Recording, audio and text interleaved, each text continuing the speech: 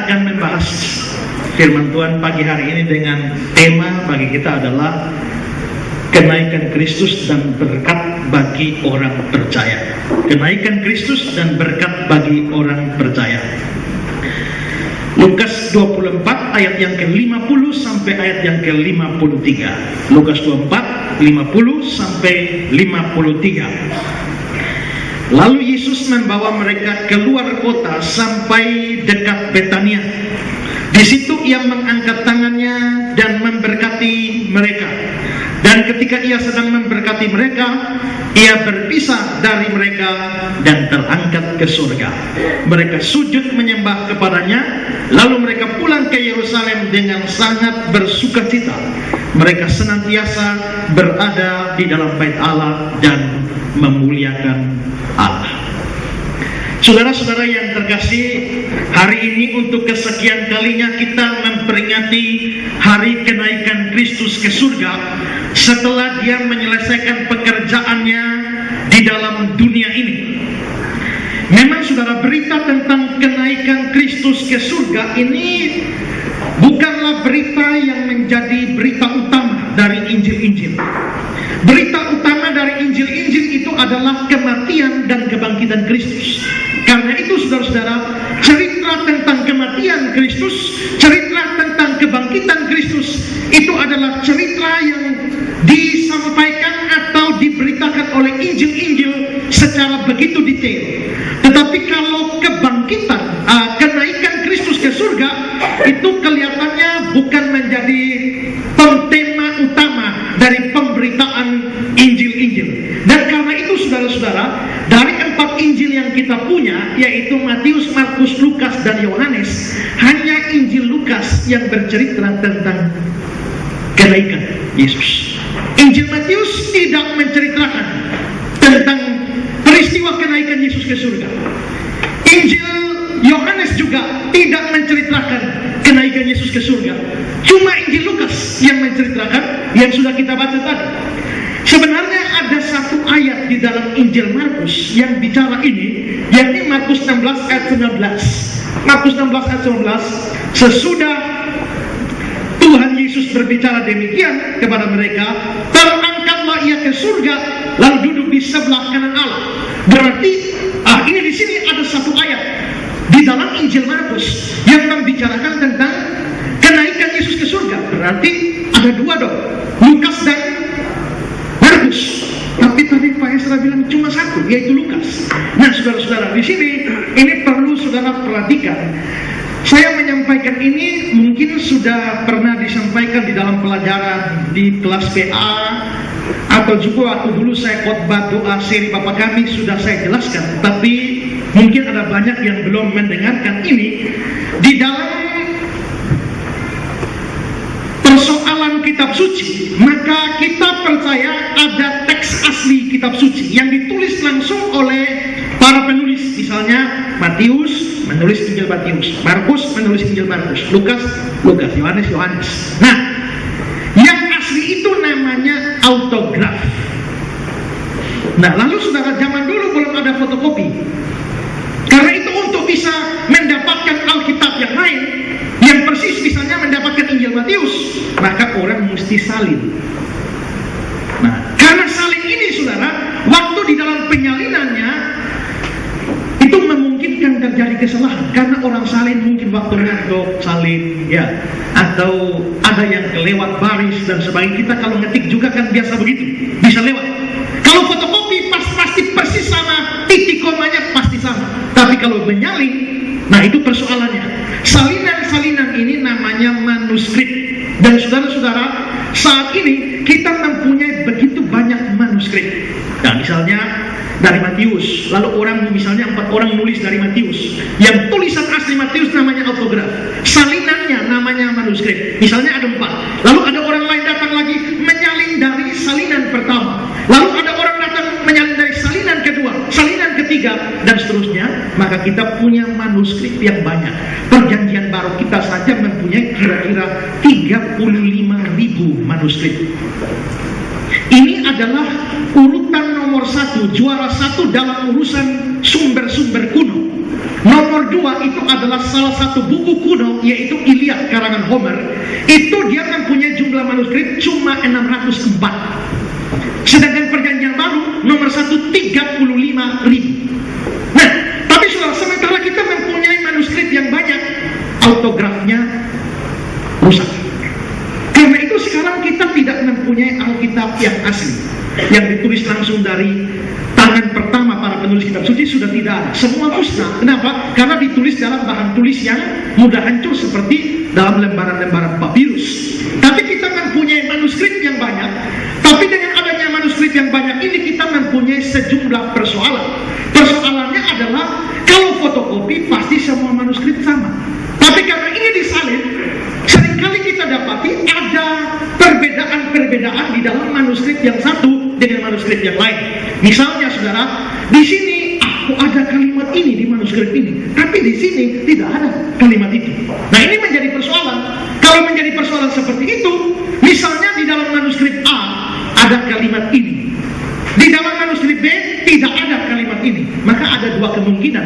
Kemungkinan pertama, aslinya tidak ada, tapi manuskrip A yang tambahkan, atau aslinya memang ada, tapi manuskrip B yang meniadakan. Nah, itu persoalannya. Sehingga seringkali ada perbedaan manuskrip seperti itu. Maka jangan kaget kalau kita membaca sejumlah literatur, atau misalnya sumber-sumber biblika, penafsir-penafsir di dalam buku-buku tafsiran, kita misalnya mendapati keterangan bahwa ayat ini diperdebatkan keasliannya. Nah, misalnya di sini manuskrip A ada kalimat ini, manuskrip B tidak ada kalimat ini, yang mana yang benar, A atau B? Gampang, lihat asli. Waktu mau lihat asli sudah hancur. Nah, karena itu bagaimana untuk menentukan A yang benar atau B yang benar? Biasanya para ahli itu membuat sejumlah peraturan. Pertama, jikalau A bilang ada, B bilang tidak ada, mayoritas manuskrip ada atau tidak. Itu urusan pertama. Urusan kedua, lihat manuskrip, umur manuskrip. Kalau misalnya yang umur yang bawah-bawah itu tidak ada, sedangkan yang tua-tua itu ada, kemungkinan besar yang benar adalah yang tua. Kenapa? Karena yang tua lebih dekat asli.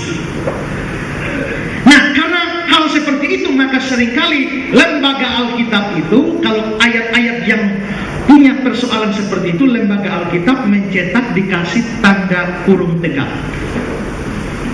Maka saudara bisa lihat contoh, saya tidak siap di sini, tapi coba saudara buka Alkitab saudara itu di doa Bapa kami.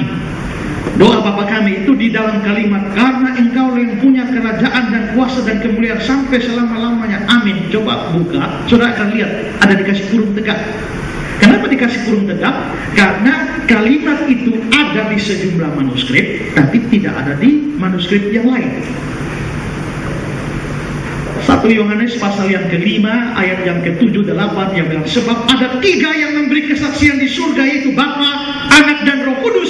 Nah, ayat 7b sampai 8a itu di dalam Alkitab kita dikasih kurung. Tandanya artinya ayat itu diperdebatkan keasliannya. Nah, sekarang saudara kembali kepada Markus pasal yang ke-16. Saudara-saudara, ada manuskrip-manuskrip yang full. Ini Markus 16 ini terakhir ayat berapa? 20 ya? Ayat 20 di dalam Alkitab kita. Tetapi saudara, di dalam manuskrip-manuskrip yang tua, Markus 16 hanya berhenti itu di ayat 16a, setengah dari ayat 16. Ayat 16b sampai ayat 20 itu tidak ada. Tidak ada. Nah, di sini memang di Alkitab kita yang sekarang itu tidak diberikan keterangan. Tapi kalau saudara mempunyai Alkitab terjemahan baru versi 2, TB Lain 2, maka itu dikasih kata pengantar. Nah, saya kasih kutipan kata pengantar dari terjemahan baru Lain 2. Dalam edisi kedua ini, teks-teks yang tidak terdapat dalam naskah-naskah itu manuskrip, naskah-naskah yang dinilai paling baik atau kuno dicantumkan dalam tanda kurung. Misalnya Matius 6 ayat 13 itu dikasih kurung. Kenapa? Karena ada di manuskrip yang lain, ada yang tidak. Ya, Matius 6 ayat 13. Nas-nas lain seperti Markus 16 ayat 9 sampai 20 dan Yohanes 7 ayat 53 sampai 8 ayat 11 juga diberi tanda kurung tegak. Yohanes pasal 7 53 sampai 8 pasal 11 ini adalah cerita tentang perempuan yang kedapatan berzina, lalu mau dilempar, lalu Yesus tulis di tanah bilang, siapa yang tidak berdosa angkat batu dan lempar. Itu tidak terdapat dalam manuskrip-manuskrip kuno. Sehingga apakah cerita itu asli atau tidak? Nah, itu menjadi persoalan. Kalau ngomong seperti ini, saudara jangan bilang, ini kita tidak percaya Alkitab lagi. Tidak. Ini bukan urusan orang liberal. Para sarjana kaum Injili juga mempersoalkan hal ini. Kalau orang liberal tidak percaya Alkitab, karena mereka memang tidak menghargai Alkitab. Tapi kalau kita mempersoalkan hal ini karena kecintaan pada Alkitab.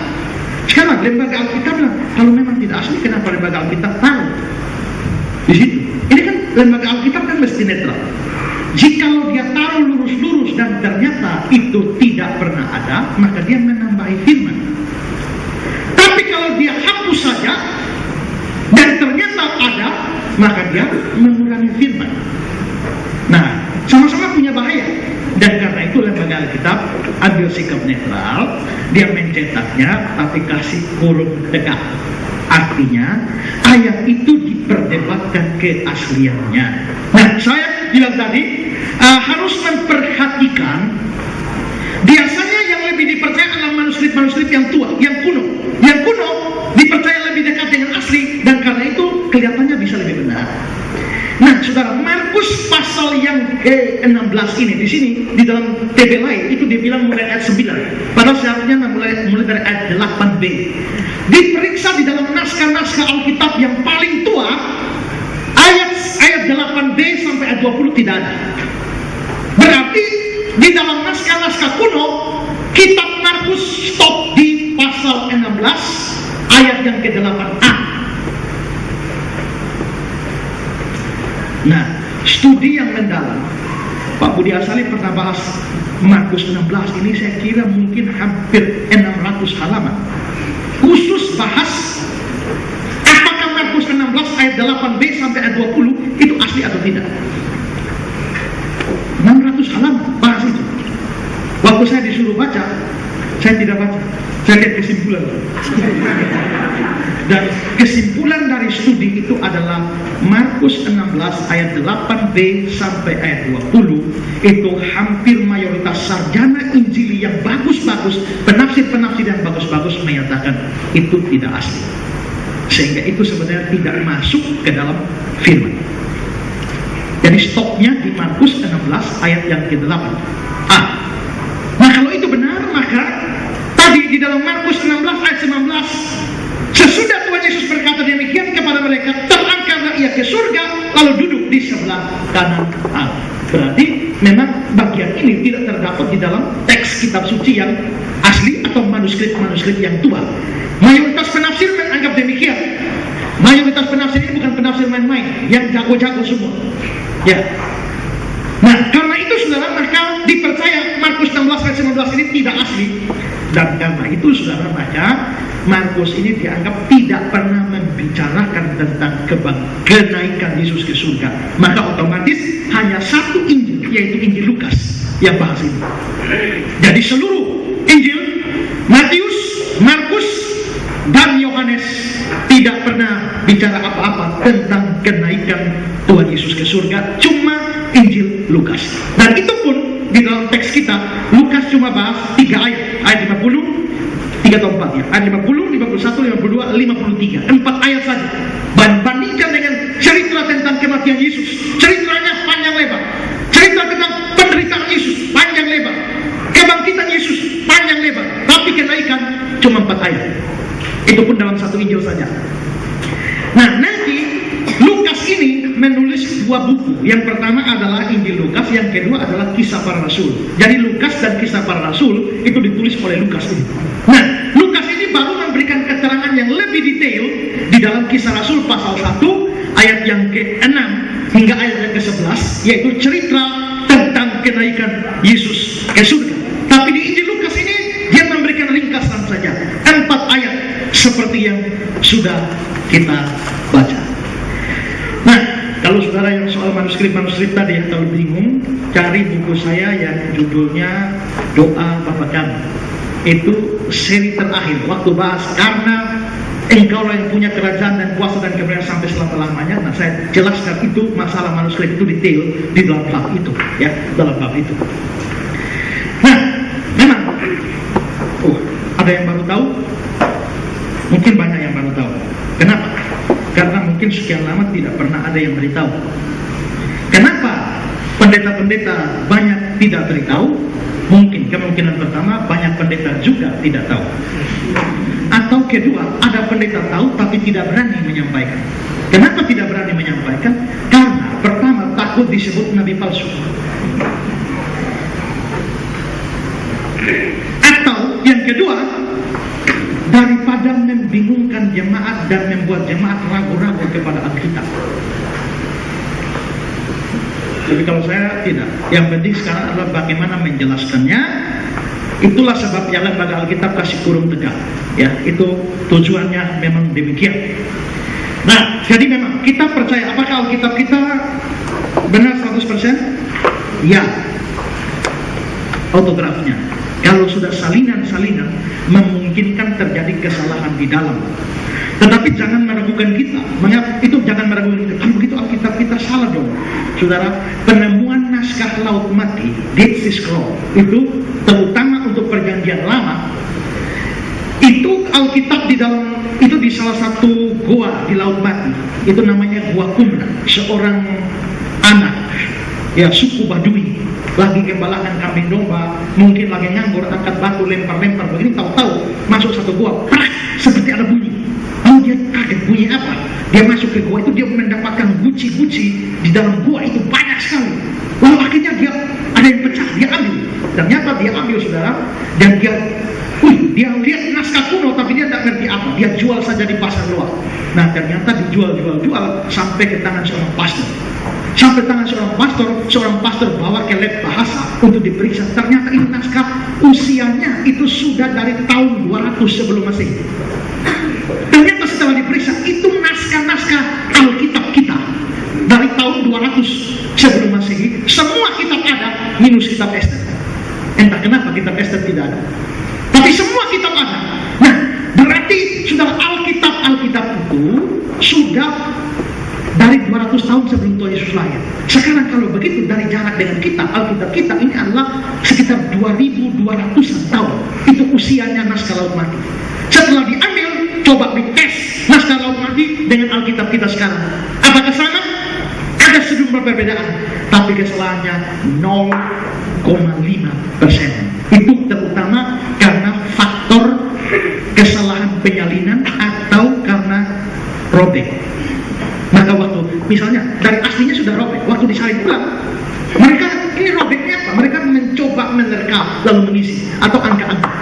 Nah, karena itu maka Alkitab kita salinan-salinan memang tidak 100% benar, tapi 95,5%. Cuma ada kesalahan manuskrip 0,5%. Dan itu adalah juara satu di dalam urusan naskah kuno. Dalam urusan naskah kuno. Karena itu kita jangan karena ada sedikit kesalahan lalu kita ragu kepada Alkitab. Tidak sama sekali. Karena bagaimana menghindari kesalahan-kesalahan itu, kita memang perlu belajar untuk melihat, oh, di sini ada kesalahan penyalinan yang akhirnya bisa membuat jelas, ya. Nah, karena itu saudara-saudara, maka Markus 16 ayat yang ke-8b sampai ayat yang ke-20 itu oleh para sarjana terkemuka itu memang sangat diragukan keasliannya dan tidak ada pada manuskrip-manuskrip yang terbaik. Nah, sekarang tinggalkan persoalan itu, kita melihat kembali kepada teks kita, bagaimana Lukas menceritakan tentang peristiwa kenaikan Yesus ke surga. Sebelum kita membahas isi dari ayat-ayat itu, saya ingin mengemukakan dua hal. Yang pertama adalah tempat di mana Yesus naik ke surga. Saudara-saudara, di dalam teks ini tempatnya disebutkan Lukas 24 ayat 50. Lalu Yesus membawa mereka keluar kota sampai dekat Betania. Sedangkan yang kita tahu Tuhan Yesus naik ke surga dari mana? Dari mana? Bukit Zaitun. Tapi di sini dibilang sampai dekat Betania di dalam Kisah 1 ayat 12. Maka kembalilah rasul-rasul itu ke Yerusalem dari bukit yang disebut Bukit Zaitun, yang hanya seperjalanan sahabat jauhnya dari Yerusalem.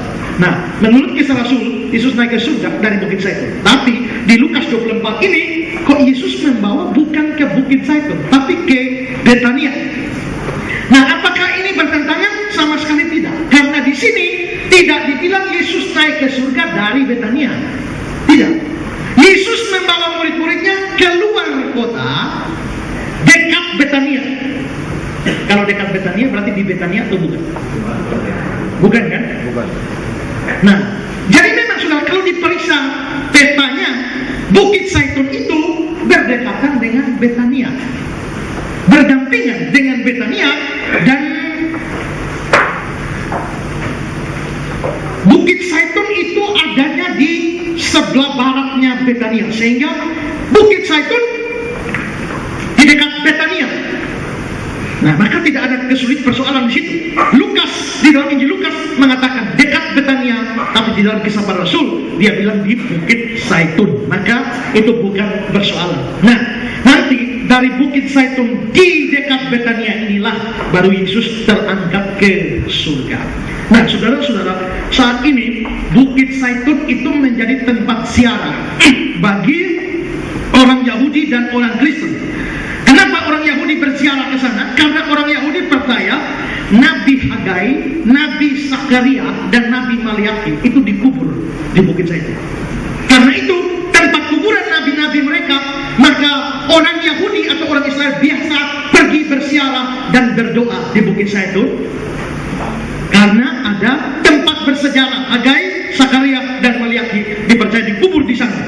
Tapi ini tempat ziarah bagi orang Kristen, karena bagi orang Kristen tempat ini juga penting. Kenapa? Karena Tuhannya naik ke surga dari sana. Dan saudara-saudara, pada zaman dulu, pada waktu Romawi Timur, itu Roma yang aslinya itu kan di pusatnya di Italia, Roma. Tapi Roma pernah, karena kerajaan terlalu besar, mereka lalu memecah menjadi Romawi Timur, yang ibu kotanya adalah di Turki. Ibu kotanya Turki, Istanbul, Turki. Nah, Istanbul itu nama sekarang, nama dulunya adalah Konstantinopel. Maka kerajaan Roma Timur yang disebut Bizantium itu ibu kotanya adalah Konstantinopel atau Istanbul sekarang, Turki. Nah, saudara, pada waktu itu terjadi peperangan besar antara Bizantium, Romawi Timur ini melawan salah satu suku Persia, namanya suku Sasanik. Terjadi peperangan hebat, perangnya panjang sekali. Ada saatnya perangnya Bizantiumnya menang, ada saat perangnya Persia menang, Bizantium menang lagi, ini menang. Nah, pada saat dua-dua itu perang sampai dua-dua kelelahan, muncullah Islam. Jadi Islam menaklukkan Bizantium gampang. Kenapa? Karena Bizantium sudah lemah karena perang dengan Persia. Lalu tentara Islam menghabisi Persia. Kenapa? Karena sudah loyo juga perang sama Bizantium. Karena itu maka Islam lalu berkuasa di sana gara-gara ini. Tapi saudara, waktu Bizantium perang sama tentara Persia, sebelum itu di Bukit Zaitun ini orang Bizantium membangun sebuah gereja di sana, dan itu dipercaya sebagai gereja kenaikan Tuhan Yesus. Nah, tapi pada waktu perang dengan Persia, Persia menguasai itu, dan Persia ratakan gereja itu dengan tanah. Dan setelah itu, saudara, dalam sejarah perang salib dimulai. Nah, waktu perang salib dimulai, para laskar Kristen itu menguasai daerah itu dalam perang melawan Islam. Menguasai daerah itu, maka Bukit Zaitun dikuasai oleh orang Kristen. Lalu para laskar perang salib itu mendirikan satu chapel di sana yang namanya Ascension Chapel atau kapel kenaikan. Dan ini adalah kapel kenaikan yang ada di Bukit Zaitun. Didirikan pada tahun 614. Ya, pada tahun 614 oleh para ksatria perang salib. Nah, lalu saudara, setelah itu, nah, di sini kapel ini didirikan entah dari mana tradisinya, saudara ya. Nah, dipercaya bahwa di situ ada satu batu, dan mereka percaya bahwa batu itu adalah tempat kakinya Tuhan Yesus waktu mau naik ke surga. Sampai katanya ada bekas kakinya sampai sekarang. Coba saudara lihat. Nah, ini di itu kapel Ascension itu. Terus ini loh saudara lihat ya. Itu dianggap itu bekas kaki. Nah, bekas kaki itu dikasih kotak lalu dikasih tempat uang. Jadi orang pergi ke sana biasanya mereka siaran menangis. Saudara lihat foto di bawah ini, saya lagi mengamati orang menangis itu. Tapi habis menangis di situ mesti kasih duit masuk di kotak-kotak. Nah saudara, tapi saudara sekarang orang Yahudi kalau mau masuk sini susah. Orang Kristen mau naik ke Bukit Zaitun susah. Kenapa? Mesti minta izin orang Islam. Kenapa? Karena sejak kemenangan Islam atas kota Yerusalem, maka Islam sudah menguasai hampir semua daerah, termasuk salah satunya adalah Bukit Zaitun. Jadi Bukit Zaitun yang sekarang kita percaya tempat Tuhan Yesus naik ke surga, sekarang ini dikuasai oleh Islam.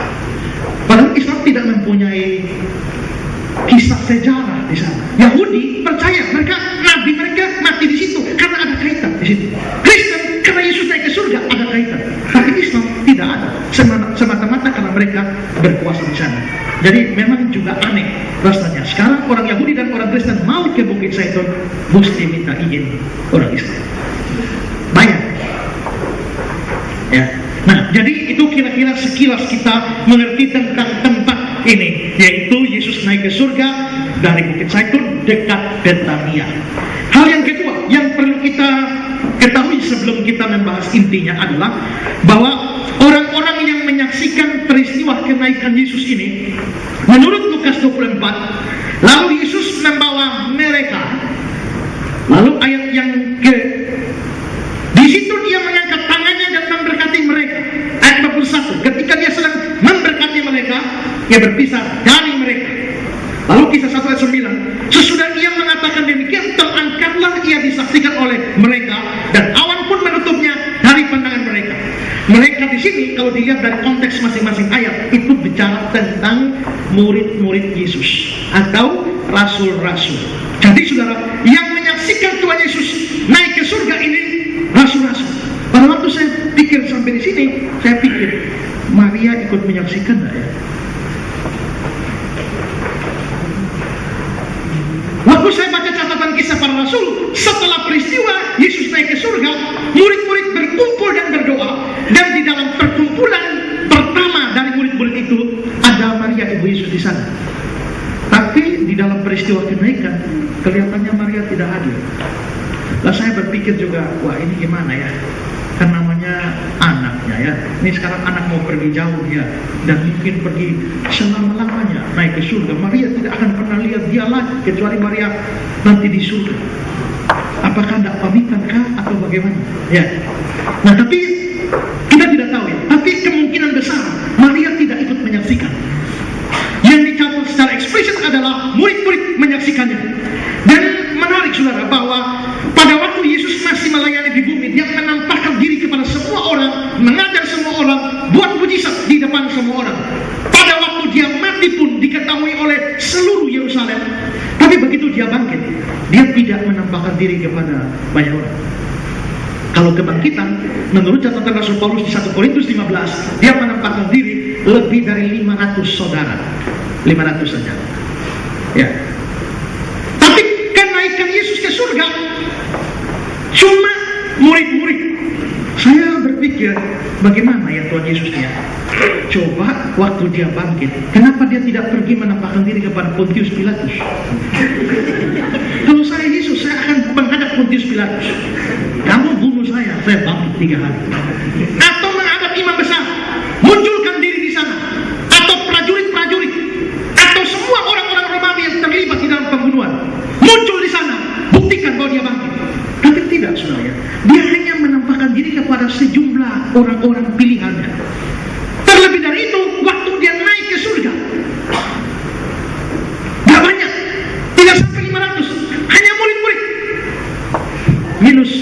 Yudas Iskariot. Kalau penggantinya belum ada. Saudara perhatikan komentar dari ini. Mungkin Kristus naik ke surga pada pagi-pagi hari sekali sebelum orang-orang bangun. Sebab dia tidak pernah memperlihatkan diri secara terang-terangan kepada semua orang setelah dia bangkit, kecuali kepada saksi-saksi pilihannya. Kini mereka melihatnya naik ke surga supaya mereka menjadi saksi mata kejadian itu. Mereka sengaja dibawa keluar kota untuk menyaksikan kenaikannya dan benar-benar melihatnya saat dia terangkat. Jadi memang dia memisahkan supaya murid-muridnya jadi saksi mata, orang lain tidak. Kenapa demikian? Kenapa? Saya berpikir ini bagusnya kalau semua orang lihat, supaya semua orang percaya. Tapi Yesus tidak memilih itu. Mengapa?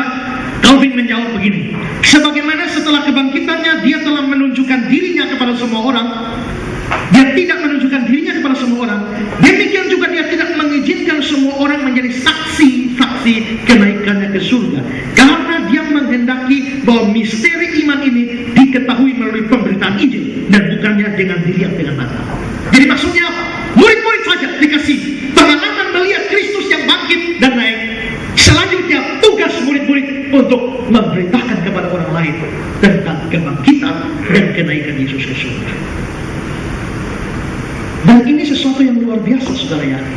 Murid-murid memberitakan Injil, saksi mata, tapi banyak orang tidak mau percaya. Saya kira saudara ini perlu kita sadari bahwa seandainya Tuhan mau semua orang bertobat saja, tidak butuh kita, gampang. Terlalu mudah. Dia muncul muka di langit. Bertobatlah, kalau tidak kamu masuk neraka. Hari ini seluruh dunia bertobat. Saya tadi pagi pikir-pikirin, kalau saya jadi Yesus, saya akan tiba-tiba saya konyong-konyong pas kiai lagi berkhotbah, saya muncul di sebelah. Semua orang Islam bertobat. Ya berkunjunglah ke orang-orang kafir, ya jangan omong, muncul muka saja, semua orang bertobat. Tapi tidak, dia tidak melakukan itu. Kenapa? Dia memilih hal itu disampaikan melalui pemberitaan Injil dari para murid-murid yang adalah saksi-saksi mata kebangkitan maupun kenaikannya ke surga. Dan ini berarti bahwa pemberitaan Injil adalah sesuatu yang penting, tapi juga jangan kita kira bahwa tanpa kita Tuhan tidak bisa bekerja. Karena kalau dia mau semua dimenangkan, dia sendiri saja sudah cukup, tidak butuh kita. Tapi kalau dia pakai kita, dia mau memakai kita di dalam pekerjaan pemberitaan Injil, itu sebuah kepercayaan besar bagi kita. Bahwa dia mau memakai kita dalam pelayanan, itu sebuah kepercayaan bagi kita. Dan mestinya bukan jadi beban, tapi jadi kebanggaan. Ketika Lady Di waktu mau menikah, mereka berpikir siapa penyanyi yang diundang. Lalu mereka berpikir mengundang salah satu penyanyi dari Australia untuk nyanyi pada pesta pernikahannya Lady Di. Dan saudara, dari kerajaan Inggris kontak artis itu dari Australia, ditanya bayarannya berapa. Lalu artis bilang, bayar tidak usah. Kenapa? Kalau bisa nyanyi saja di pernikahan Lady Di, itu bayaran sudah sangat mahal. Itu termahal. Saya tidak butuh bayaran apa-apa. Saya merasa sangat dihormati kalau bisa nyanyi di pesta pernikahan Lady Di. Nah, begitu juga saudara, kalau kita bisa dilibatkan di dalam pemberitaan Injil, kita dilibatkan di dalam pekerjaan Tuhan dan pelayanan, kenapa mesti bersungut-sungut? Itu kepercayaan besar yang Tuhan kasih. Di gereja mana-mana kalau cari majelis paling susah. Ya, orang cari bisa tidak. Alasannya 1001 macam alasan. Ada yang bilang tidak bisa berdoa lah, ada yang bilang kalau kita ngomong mesti gugup lah, macam-macam pokoknya alasan. Tapi sebenarnya semua pelayanan itu adalah tanggung jawab, bukan hanya tanggung jawab, tapi penghargaan Tuhan kepada kita. Kalau dia memenangkan dunia ini sendirian, pasti bisa. Tapi dia mau memberikan kepercayaan itu pada kita. Nah, saudara-saudara, itu dua hal yang perlu kita mengerti. Dan sekarang kita akan masuk ke dalam inti teks ini. Nah, saya akan bahas ini dalam dua poin besar. Yang pertama adalah Yesus memberkati para muridnya. Dalam teks ini diceritakan Yesus memberikan berkat pada muridnya saat dia terangkat ke surga. Mari lihat ayat 50 dan 51. Lalu Yesus membawa mereka keluar kota sampai dekat Betania. Di situ dia mengangkat tangannya dan memberkati mereka. Dan ketika ia sedang memberkati mereka, dia terpisah dari mereka dan angkat ke surga. Nah, saudara-saudara, Ini sesuatu yang menarik. Yesus memberkati murid-muridnya pada saat dia terangkat ke surga. Saya yakin saudara ya, selama 3,5 tahun dengan Tuhan Yesus, makan, tidur, bangun, jalan kemana-mana bersama-sama, saya percaya Yesus pasti memberkati mereka. Yesus mungkin berulang-ulang memberkati mereka. Charles Haddon Spurgeon mengatakan, dia mengangkat tangannya untuk memberkati murid-muridnya lagi, karena sampai saat itu ia sudah selalu memberkati mereka. Jadi saudara, memang Yesus kelihatannya memberkati murid-muridnya selama bersama-sama dengan mereka. Tapi saudara, menjelang dia mau mati, dia sempat mengucapkan berkat untuk mereka pada saat mereka mau makan. Markus 14 ayat 22. Dan ketika Yesus dan murid-muridnya sedang makan, Yesus mengambil roti, mengucap berkat, memecah-mecahkannya, lalu memberikan pada mereka. Pada saat mereka makan, Yesus ambil, mengucap berkat. Ini sebelum dia mati. Setelah dia mati dan bangkit, dia ketemu mereka lagi dalam urusan makan. Dia memberikan berkat. Lukas 24 ayat 30. Waktu dia duduk makan dengan mereka, dia mengambil roti, mengucap berkat, lalu memecah-mecahkan dan memberikan pada mereka. Nah saudara, jadi memang Yesus sudah beberapa kali, bahkan mungkin sering memberkati murid-muridnya. Tapi di sini saudara, pemberian berkat di sini pada waktu dia mau naik ke surga itu adalah sesuatu yang spesial, sesuatu yang khusus, sesuatu dengan otoritas yang baru. Mengapa?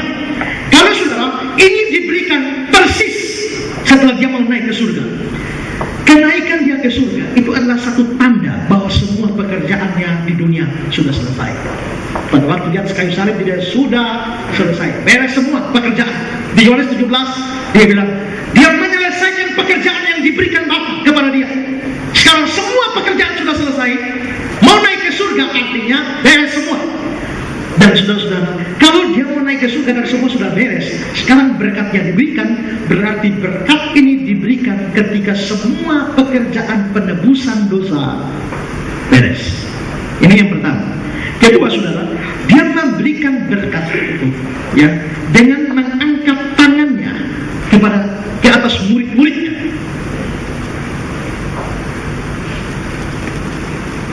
Dalam dua kasus di mana dia waktu mereka makan dia pecahkan roti lalu ucap berkat. Saya berpikir ya apa mungkin ya angkat tangan pada ini atau mengucap berkat biasa. Tidak tahu ya.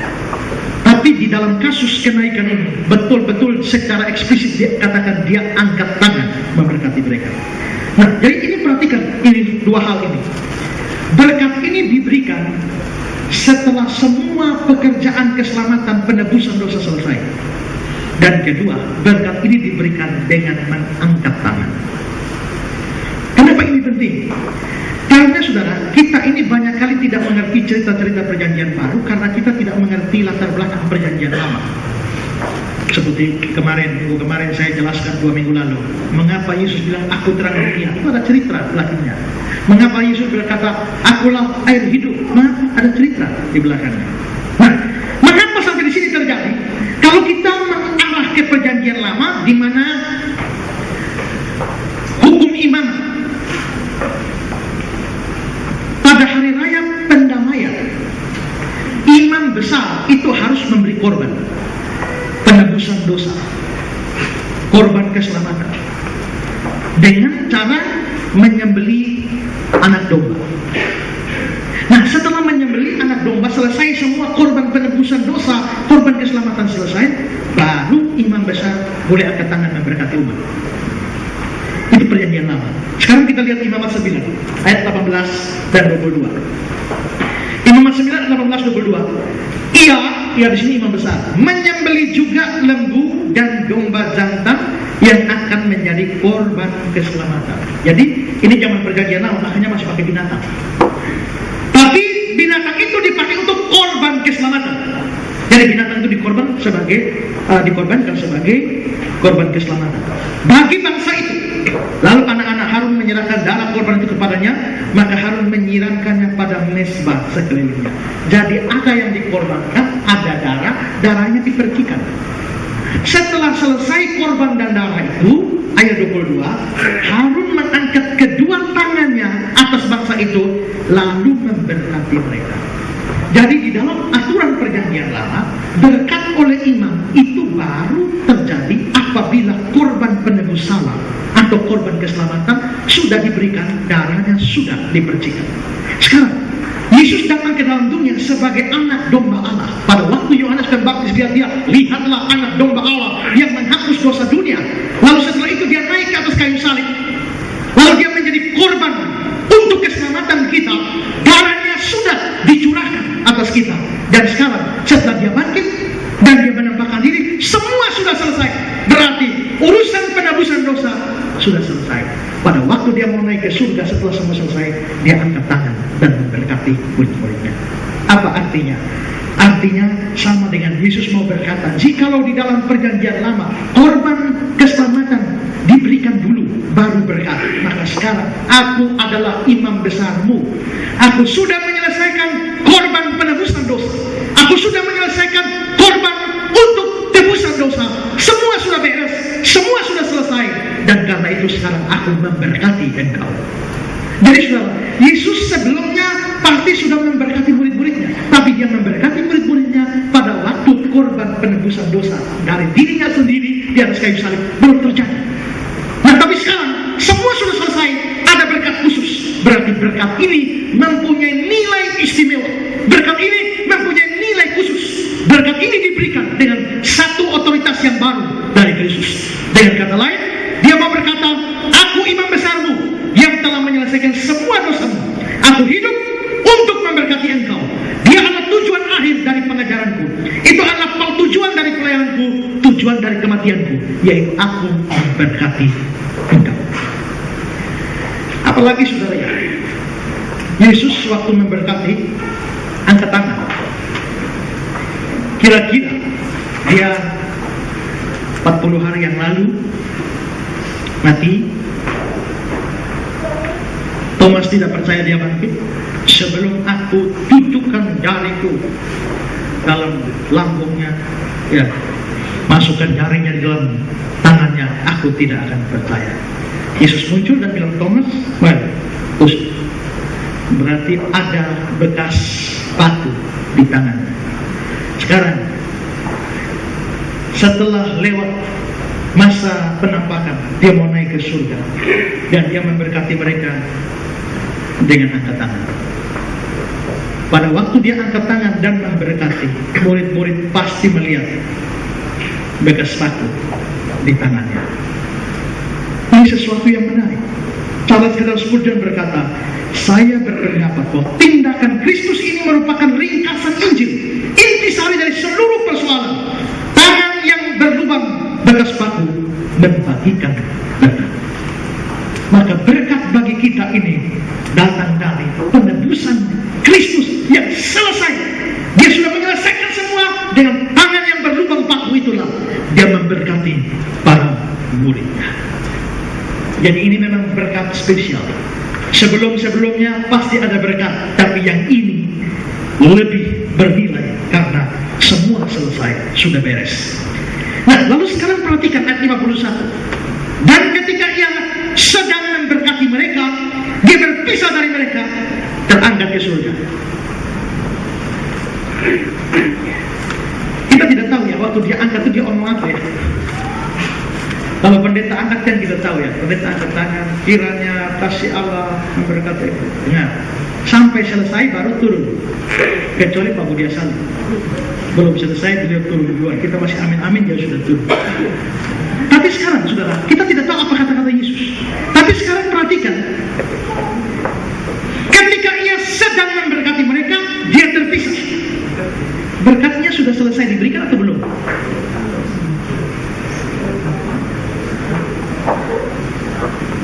Ya, ini dia berkati, sedang berkati, terangkat. Artinya berkatnya belum selesai. Berkat belum selesai, dia sudah terangkat dan hilang di awan-awan. Wah, kalau begitu dapat hanya berkat setengah dong. Ya, berkatnya belum tuntas. Tapi saudara perhatikan kata-kata yang ada di sini. Bukan seolah-olah dia diambil dari mereka sebelum dia selesai mengucapkan apa yang harus dia katakan, tapi untuk menegaskan bahwa meskipun kini dia terpisah dari mereka, bukan berarti berkatnya bagi mereka pun terhenti sampai di sana. Sebab tugasnya sebagai pengantara bagi semua orang miliknya yang kini ia jalankan di surga merupakan kelanjutan dari berkatnya. Dia mulai memberkati mereka di bumi dan dia terangkat ke surga supaya bisa terus mencurahkan berkat-berkatnya. Artinya dia berkati di bumi, tapi berkatnya belum selesai. Dia sudah di surga. Maksudnya apa? Dari surga berkatnya masih berkelanjutan. Ada amin? Wah, ini sesuatu yang luar biasa. Ini berarti bahwa Kristus memberikan kepada para muridnya berkat spesial. Tapi bukan hanya berkat spesial, berkat yang berkesinambungan, berkat yang terus menerus, berkat yang tidak pernah selesai dari surga. Dan saudara-saudara, berkat-berkat semacam ini bukan hanya para rasul yang menerimanya, tapi juga semua orang yang percaya kepada dia dan menjadi muridnya, termasuk saya dan saudara. Kalau kita memang percaya sungguh-sungguh, beriman sungguh-sungguh pada Kristus, berkat spesial ini juga diberikan bagi kita. Berkat yang berkesinambungan, berkat yang kekal ini, berkat yang tiada berhenti dari surga ini juga menjadi milik saudara dan saya apabila kita benar-benar juga menjadi muridnya. Dia berikan berkatnya kepada kita setelah dosa-dosa kita semuanya ditebus oleh dia dari tangannya yang berlubang paku itu.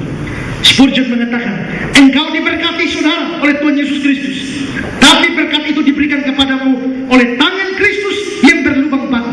Andai kata dia tidak pernah menderita, engkau tidak akan pernah bisa diselamatkan. Dan memang penderitaan Kristuslah yang menyelamatkan kita, yang berikan berkat bagi kita. Ini yang dinubuatkan oleh Nabi Yesaya 53:5. Tetapi dia tertikam karena pemberontakan kita, dia diremukkan oleh karena kejahatan kita, dan jalan yang mendatangkan keselamatan bagi kita ditimpakan kepadanya. Oleh bilur-bilurnya kita menjadi sembuh. Oleh bilur-bilurnya kita menjadi sembuh. Dan saudara, berkat dari Kristus yang telah menyelesaikan dosa ini yang diberikan bagi saudara dan saya apabila kita percaya, berkat itu tidak pernah stop, berkat itu berkelanjutan. Dengan kata lain, dia tidak pernah berhenti memberkati saudara.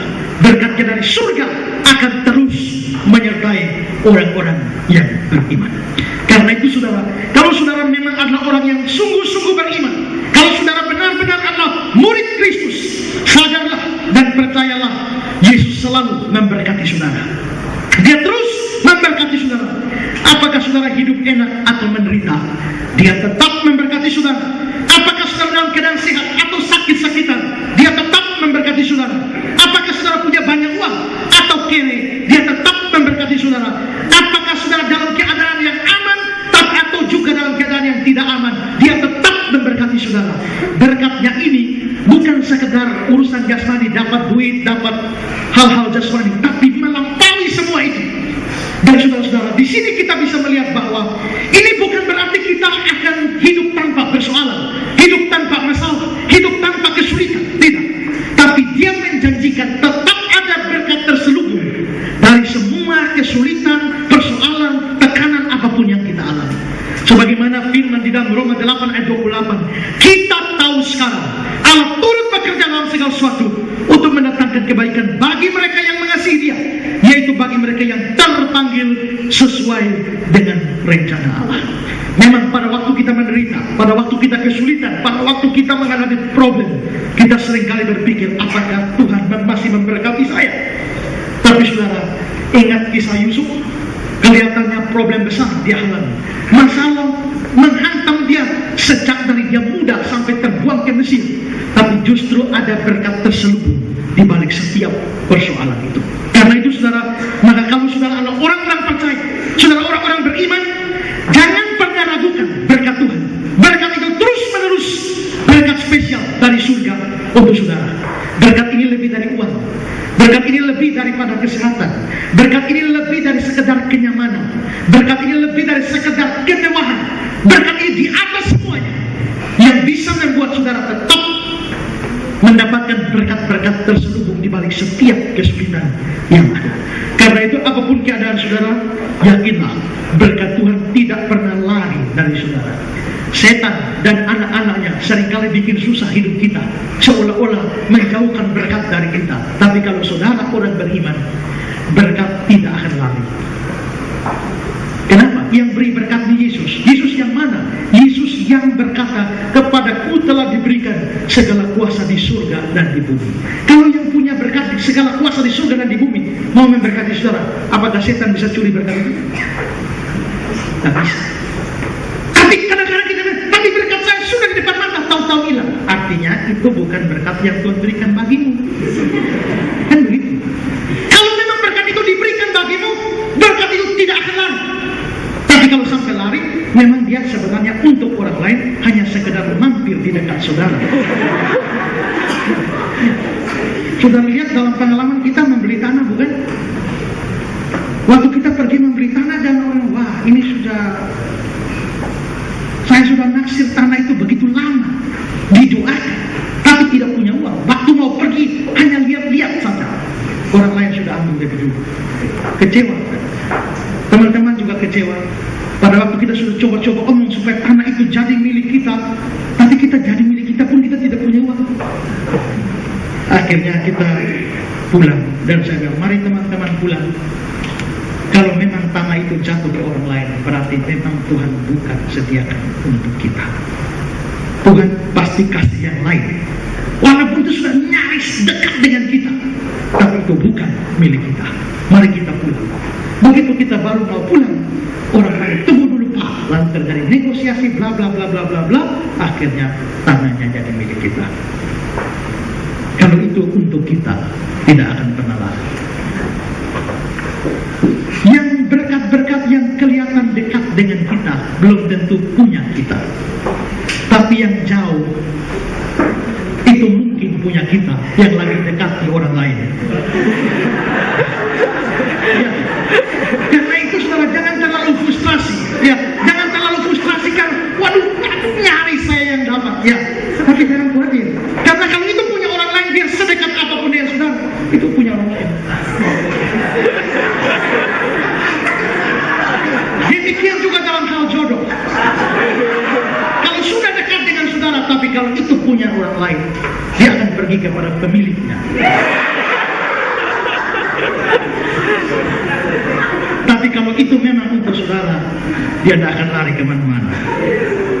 Nah, karena itu saudara, apapun keadaan kita, yakinlah kalau dia yang punya kuasa surga dan bumi sekarang memberkati saudara. Kalau memang berkat itu dikhususkan bagi saudara, berkat itu tidak akan lari.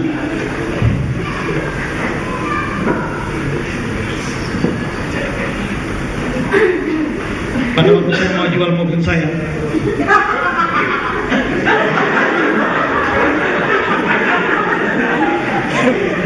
ada orang minta tawar, minta lihat. Setelah dia lihat, dia bilang 50 juta, kalau jadi saya bayar sekarang. Saya bilang oke, jadi. Waktu mau jadi, tapi dia mau bayar sekarang, saya bilang jangan sekarang, besok saja Pak ya, saya lagi sibuk. Dia bilang kalau begitu Pak, saya kasih uang muka lebih dulu ya. Saya bilang tak usah, besok saja sekalian. Nah begitu besok pagi saya teleponin orang, HP mati terus. Sampai malam baru dia kontak, Pak tadi malam saya ada kedukaan, tadi pagi saya ada kedukaan, jadi uang saya sudah dipakai 2,5 juta, jadi kalau Bapak mau 47,5 jadi. Kurang ajar ini orang itu, sudah kasih murah. Nah jadi, tapi setelah berapa hari saya pikir-pikir, cuma beda 2,5 juta daripada bikin masalah, jual lah. Saya kontak, Pak jadilah 47,5. Ya kan, kalau begitu besok kita ketemu ya. Ya, saya sudah, ya rela lah. Nah, waktu mau transaksi dengan Pak, kita bisa ketemu dulu bicara sedikit. Ada apa? Ketemu dia bilang, Pak saya ada begini, jadi bagaimana kalau 25? Saya lihat dia dan saya bilang, Pak silakan bawa tuh 45 juta Pak, beli jagung saja. Dan akhirnya sampai sekarang Benter masih setia dengan saya.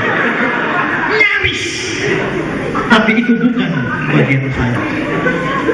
Tapi saya juga percaya ada mobil lain yang masih jauh dari saya. Tapi kalau itu untuk saya, dia akan datang pada waktu.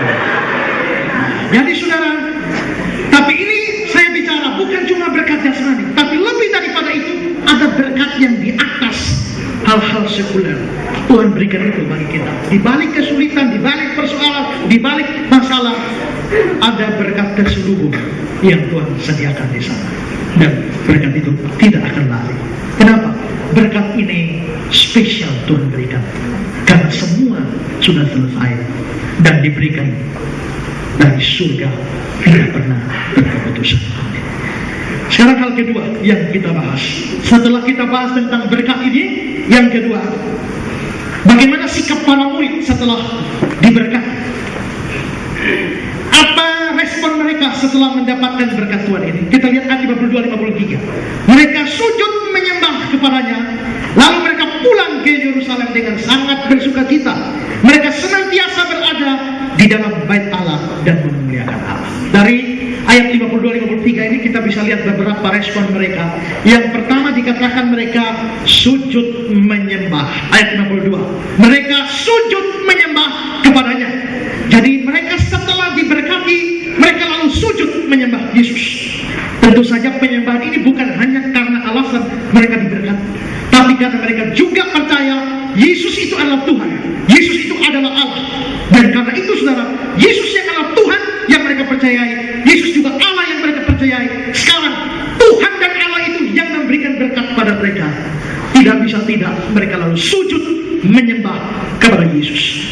Respon mereka setelah mendapatkan berkat adalah mereka mau sujud menyembah kepada Yesus. Saudara, apakah berkat Yesus yang senantiasa kita terima, apalagi berkat spesial terus menerus tiada berkeputusan, apakah berkat itu bisa membuat kita sujud menyembah kepada Dia? Apakah saudara sering menjadi seorang yang selalu menyembah Yesus atau tidak? Matthew Henry berkata, Kristus menginginkan penyembahan dari orang yang telah menerima berkat darinya. Dia telah memberkati mereka dan mereka menyembahnya untuk memperlihatkan rasa syukur kepada mereka. Jadi saudara, apabila kita sudah menikmati berkat Tuhan, memang rasa syukur mesti ada. Kalau diberkati terus tidak bersyukur, itu kurang aja. Yesus menyembuhkan 10 orang kusta, 9 tidak balik-balik, 1 orang saya balik dan minta terima kasih. Itu orang yang tahu diri dan tahu bersyukur. Tapi ada banyak kita tidak tahu diri, menerima berkat sudah begitu banyak, tapi kita lupa bersyukur, lupa berterima kasih. Bahkan seringkali kita marah-marah dengan Tuhan kalau Tuhan tidak jawab apa yang kita minta. Kita ngambek dengan Tuhan kalau Tuhan tidak berikan apa yang kita minta. Tapi sebaliknya, kalau kita sadar seluruh berkat yang terbaik, spesial dan terus berkesinambungan sudah diberikan bagi kita, kita harus sujud menyembah kepada Dia. Karena itu berdoa, doalah sungguh-sungguh dengan suasana penyembahan kepada Dia. Menyanyilah sungguh-sungguh dengan sungguh-sungguh menyembah kepada Dia. Ini respon mereka pertama, sujud menyembah. Setelah itu saudara, respon mereka yang kedua adalah mereka bersuka cita. Lukas 24 ayat 52, mereka sujud menyembah kepadanya, lalu mereka pulang ke Yerusalem dengan sangat bersuka cita. Bukan cuma bersuka cita, sangat bersuka cita. Saudara, perenungan tentang kenaikan Kristus di surga memang seharusnya berikan sukacita kepada kita yang percaya kepada Dia. Mengapa? Di satu sisi saudara, apapun yang terjadi, Dia sudah memberkati kita, berkatnya pasti akan ada bagi kita. Kita bersyukur untuk ini. Kedua, Dia pergi ke surga dan Dia menyediakan tempat, memastikan tempat bagi kita. Kita mesti bersukacita untuk hal itu. Tapi di sisi yang lain saudara, sekalipun kita mengalami begitu banyak penderitaan, tapi satu sekali kelak kita akan berjumpa dengan Kristus di surga. Dan ini menyebabkan sukacita yang besar di dalam diri murid-murid. Murid-murid pada waktu berpisah dengan Yesus, pasti mereka sedih. Tapi saudara, kesedihan mereka ditutup dengan sukacita, karena mereka yakin satu hari akan ketemu dengan Tuhan Yesus. Dan saya lupa dalam sumber mana yang saya baca, tapi dikatakan bahwa setelah mereka berpisah dari Tuhan Yesus, murid-murid masih berkumpul bersama-sama. Mereka berdoa bersama-sama sampai menanti Roh Kudus turun. Setelah mereka diberikan Roh Kudus, lalu dalam sumber yang saya baca itu dikatakan begini, lalu pergilah mereka masing-masing ke seluruh penjuru bumi ini untuk memberitakan Injil. Mereka pergi dengan satu keyakinan yang sangat kokoh bahwa mereka tidak akan pernah berjumpa lagi di dunia ini. Mereka pergi dengan satu keyakinan kokoh bahwa mereka baru akan berjumpa nanti ketika mereka bersama-sama bertemu dengan Kristus. Bayangkan saudara, cuma 11 orang, satu pengkhianat, nanti ganti Matias. Tapi dalam tempo 2000 tahun, saudara lihat, seluruh dunia boleh dikatakan mendengar Injil. Memang ada tempat-tempat yang belum mendengar Injil, tapi pemberitaan Injil terus berjalan. Siapa sangka dari murid-murid yang punya kelemahan masing-masing, yang punya kekurangan masing-masing, waktu Yesus sama-sama dengan mereka. Tapi setelah Yesus naik ke surga, beberapa orang, belasan orang para murid ini menggoncangkan dunia. Seorang Rasul Paulus, bagaimana dia berjuang membangun gereja Tuhan, begitu luar biasa. Sukacita besar adalah ketika semua selesai dan ada tempat di surga bagi kita. Tapi juga saudara, kita juga berpikir bahwa bagaimana kita akan pergi ke surga pada saat kita mati nanti. Nanti saya akan bahas pada waktu kita bahas tentang intermediate state. Tapi kematian bukan lagi merupakan sesuatu yang menakutkan bagi kita. Karena apa? Karena kematian itu membuat kita berjumpa dengan Kristus. Maka harus ada sukacita besar. Jackson, Fawcett, dan Brown mengatakan, engkau naik kepada Bapa, ya engkau yang jiwaku cintai. Tapi engkau akan datang kembali menerima kami pada dirimu sendiri, sehingga kami bisa berada di mana engkau berada. Keyakinan dan harapan bahwa akan bersama dengan Kristus itu melahirkan sukacita di dalam hati orang-orang percaya. Bapak mengatakan, kenaikan ke surga memberikan kepada para muridnya kepastian bahwa mereka mempunyai seorang sahabat, bukan saja di atas bumi, tapi juga di surga. Sesungguhnya merupakan hal yang sangat indah untuk mengetahui bahwa di surga menanti Yesus yang sama, yang di atas bumi berhati baik dan menakjubkan. Mati bukanlah pergi ke kegelapan, tapi pergi kepadanya. Karena itu saudara, mati itu memang adalah satu sukacita bagi orang yang percaya. Lagu yang biasa kita nyanyikan, dunia yang fana bukanlah rumahku, hartaku di sana seberang langit biru, malaikat melambai di pintu yang cerah, dalam dunia yang gelap ku tak lagi senang. Lagu ini diterjemahkan ke bahasa Indonesia tidak terlalu pas, sehingga mestinya dari bahasa Inggrisnya jauh lebih dalam dan lebih bagus. Nah, kalimat-kalimat dalam dunia yang gelap ku tak lagi senang, itu ada terjemahan yang lebih tua, yang lagu ini yang lebih cocok dengan Inggrisnya, yaitu kalimatnya, ku tak ingin tinggal di rumah dunia. Yesus, kau sahabatku, gimana kalimatnya? Tiada seperti kau di surga yang kekal, malaikat melambai di pintu yang cerah. Ku tak ingin tinggal di rumah dunia. Rumah boleh megah di dunia ini, tapi kalau saudara memang adalah orang percaya, saudara akan tahu bahwa rumah paling megah di dunia ini tak sebanding dengan rumah di sana.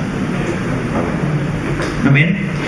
Boleh kerja, cari uang sebanyak-banyaknya, sampai di sana tidak laku. Ada orang kerja, cari mas, kumpul mas. Waktu dia mau mati, malaikat jemput dia. Dia bilang, Tuhan, malaikat, izinkan saya bawa mas sedikit. Malaikat bilang, untuk apa? Dia perlu di sana. Dia tadi bawa satu tas saja. Ya sudah, malaikat mengalah, ya sudah bawalah. Waktu sampai di surga, mendarat di sana, dia lihat jalan semua penuh mas, dari mas. Gedung-gedung pencakar langit dari mas semua. Segala sesuatu dari mas. Begitu dia jalan semua kiri kanan, gedung bertingkat semua dari mas. Dia lihat mas satu tasnya, dia jadi malu. Apa artinya mas satu tas ini? Malaikat asal mata, dia buang di bawah sana. Dia buang di situ. Lalu malaikat dilarang buang sampah. Jadi emas satu tas itu di dunia, bagi di surga itu cuma sampah. Kita ingin tinggal di rumah dunia. Karena itu saudara, kalau orang beriman kepada Yesus, ada berkat spesial dan berkat tak berkeputusan, harus membuat sukacita. Waktu kita hidup di dunia, kesulitan macam apa, ada berkat terselubung. Waktu kalau kita beralih dari dunia ini, kita pasti ketemu dengan Dia. Lalu apa yang mesti membuat kita susah? Harus ada sukacita besar dalam diri orang-orang yang percaya Yesus. Yang ketiga, respon mereka adalah mereka senantiasa berbakti dan memuliakan Allah. Ayat 53, mereka senantiasa berada di dalam bait Allah dan memuliakan Allah. Mengapa mereka mau beribadah? Karena mereka bersyukur untuk semua berkat itu. Tapi kenapa di bait Allah bukan di gereja? Karena waktu itu gereja belum ada. Gereja nanti baru lahir ketika hari Pentakosta, Roh Kudus turun, baru gereja mulai. Dan saat itu gereja dimulai. Karena itu orang Kristen mula-mula mereka belum memisahkan diri secara frontal dari agama Yahudi. Karena itu mereka masih pergi ke bait Allah, masih berbakti di sana, masih ada kesempatan mengajar di sana, seperti yang dilakukan oleh Petrus dan juga rasul-rasul yang lain. Tapi di sini mereka berbakti, mereka memuliakan Allah. Adalah baik untuk setiap orang yang sudah merasakan berkat Tuhan dalam hidupnya, senantiasa berbakti kepada Tuhan. Sayangnya saudara, ada begitu banyak orang Kristen yang menikmati berkat saja tapi lupa berbakti. Ada begitu banyak orang yang menikmati semua kebaikan Tuhan, tapi kebaktian ini jarang-jarang. Adanya yang 1 tahun 1 kali. Saya sering menyebutnya sebagai orang Kristen kapal selam. Dia menyelam, pas Natal dia muncul. Itu orang Kristen kapal selam. Saya barusan ini baca bukunya Pendeta Raff. Nah, ada sesuatu yang menarik dari situ. Jadi saya mau kutip kata-kata Pendeta Raff ini untuk kita. Dia bilang begini, dia cerita ya. Dia bilang begini, tidak heran kalau banyak gereja sepi di hari-hari Minggu biasa.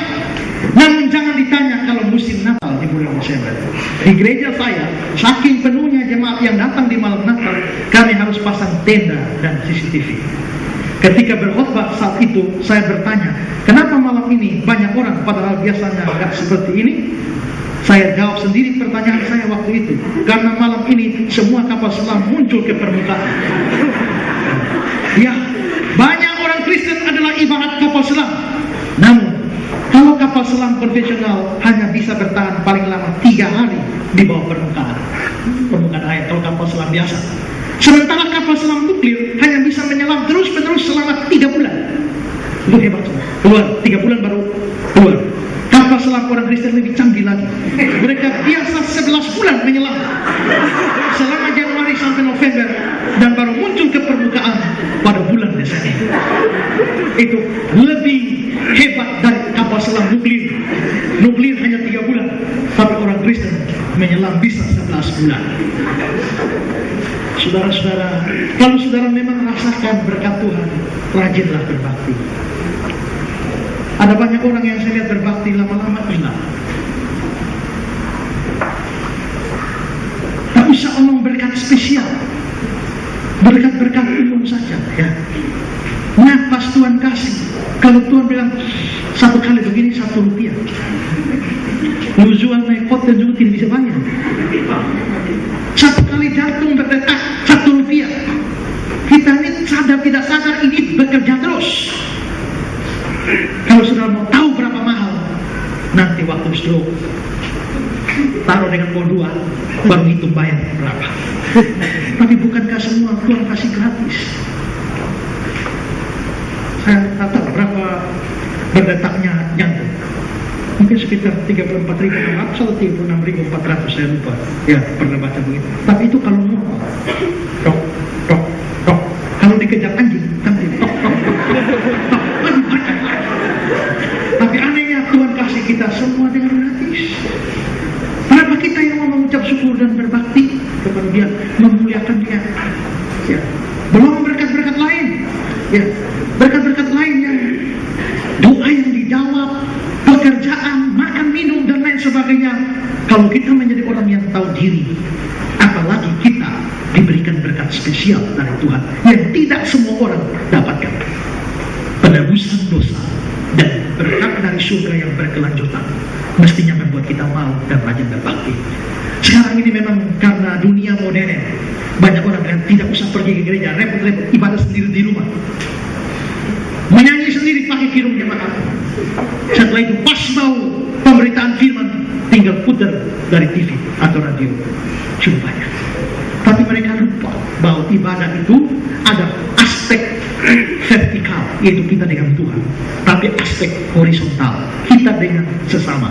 Maka beribadah kepada Tuhan, bersekutu dengan sesama.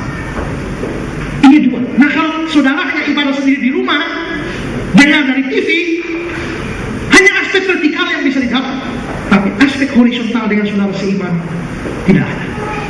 Justru dengan beribadah, dan karena itu kalau orang datang ibadah juga, dia datang pas waktu, setelah pulang belum habis, baru pengumuman, pas habis berkat dia serbu duluan. Nah, berarti ini orang datang juga tidak pernah omong satu orang pun. Kalau saudara tidak berbicara satu orang pun, maka saudara hanya urusannya dengan Tuhan. Tapi yang horizontal ini tidak ada. Karena itu jangan buru-buru pulang, ngobrol-ngobrol lah.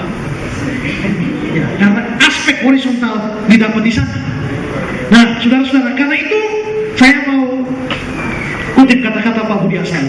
Pak Budi Asari bilang begini, ada orang Kristen yang lebih senang berteman dengan orang kafir. Kalau saudara ada orang seperti ini, bertobatlah. Ingatlah bahwa kalau saudara masuk surga nanti, tidak akan ada satupun orang kafir di sana. Jadi kalau saudara tidak senang bersekutu dengan sesama saudara seiman, maka mungkin saudara akan kesepian dan tidak kerasan di surga. Nah, karena itu saudara, marilah menikmati persekutuan bersama-sama, beribadah kepada Tuhan, tapi ada persekutuan bersama-sama. Jadi mereka yang sudah menerima berkat spesial dan berkat yang kekal ini, mereka sujud menyembah, ada sukacita di dalam hati yang tak terkatakan, dan mereka respon itu dengan rajin beribadah kepada Tuhan. Kiranya berkat yang sama akan diberikan bagi semua orang percaya, termasuk saudara dan saya. Berkat dari Kristus yang terangkat ke surga. Kalau kita memang menikmati berkat itu, mari belajar menyembah Tuhan dengan sungguh-sungguh, menyanyi dengan sungguh-sungguh, berdoa dengan penyembahan sungguh-sungguh kepada Tuhan. Sukacita harus ada dalam hati. Saudara mungkin mengalami sakit, saudara mengalami kesulitan, saudara mengalami masalah, tapi saudara harus ada sukacita di dalam hati, melampaui setiap kesulitan. Dan yang terakhir, rajinlah berbakti.